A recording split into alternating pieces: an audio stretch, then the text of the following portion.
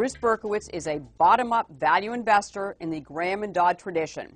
As a matter of fact, he was one of the handful of leading value investors chosen to introduce a chapter of the latest edition of Benjamin Graham's classic, Security Analysis. Berkowitz's now $10 billion Fairhome Fund, a five-star Morningstar favorite, will celebrate its 10th anniversary at the end of the year. But its approach, which has delivered market and peer-beating annualized returns of more than 12%, remains the same.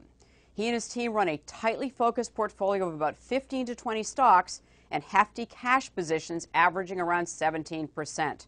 And despite the increasing lure of overseas markets, Fairhome is sticking to what Berkowitz calls his home team advantage, investing in U.S.-based companies. As if his job were not challenging enough, the former bond manager is going back to his roots and will be launching a Fairhome bond fund in the new year.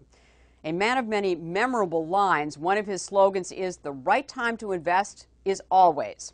I asked him, what about now? It's probably as good a time as any time, because after all, investing is just an equation of what you pay and what you get, and there are more than enough situations today where you get so much more for what you're paying today. I don't usually delve into our guest's distant past, but you grew up at one point being a bookie.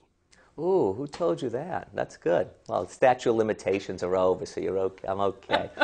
But I was a minor. You applied. I did drop out of high school, but don't tell anybody. No, I didn't know that. Did you drop out of high school? Yeah, for about a year to be a bookmaker. So what did you learn from being a bookmaker that you're applying to your investing strategy?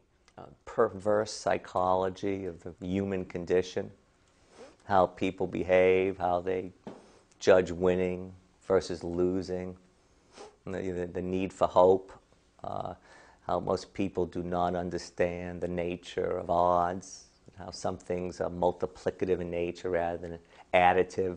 I mean, for example, if you had to decide on a company, and that company there were 15 different aspects of that company that you had to think about, and you could be 95% correct on every one of those aspects, you still have about a 50-50 chance of winning, probably less than 50, probably 45% chance.